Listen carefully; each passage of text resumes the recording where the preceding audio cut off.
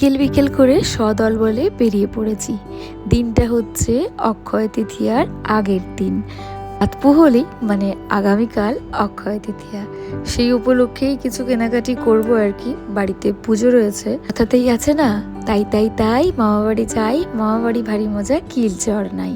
ঠিক তাই, যতই বড় হয়ে যাই না কেন আমরা, মামাবাড়ি গেলে একটা আলাদাই আনন্দ। মাও খুব মজা করছিল তার মামাবাড়িতে এসে। কথায় বলা যেতে পারে নিজের শৈশব, নিজের পুরনো দিনের ফেলে রাখা স্মৃতিকে একটুখানি ঝালিয়ে নেওয়া। সে যাই হোক, বাইরে বেরিয়েছি মানে শুধু কেনাকাটি নয়, খাওয়া দাওয়া তো করতেই হবে। প্রথমেই খেলাম এখানকার ফেমাস খাবার হচ্ছে ছানাপোড়া। ছানাপোড়াটা যে কি অপূর্ব খেতে, ইস যদি একবার সবাইকে খাওয়াতে পারতাম কি ভালোই না হতো।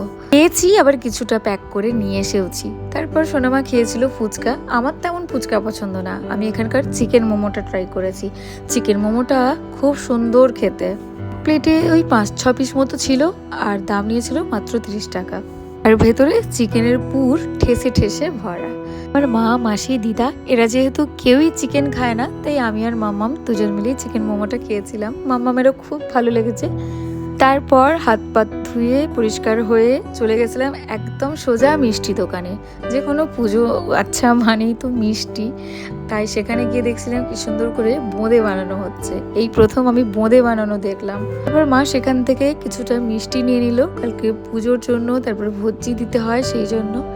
তারপর নিয়ে নিয়েছি কিছু ফল, আর এতগুলো ফলের মধ্যে এই বীভৎস গরমে আমার চোখে যেটা পড়েছে সেটা হচ্ছে আম। আম খেতে আমি প্রচুর ভালোবাসি। যাই হোক, বিকেল থেকে সন্ধে আজকের দিনটা এভাবেই পেরোলো আমাদের। তো ভিডিওটা আমি এখানেই শেষ করছি। সকলে ভালো থাকবেন, সুস্থ থাকবেন, সাবধানে থাকবেন। খুব তাড়াতাড়ি কথা হবে সবার সাথে নতুন একটা ভিডিওতে।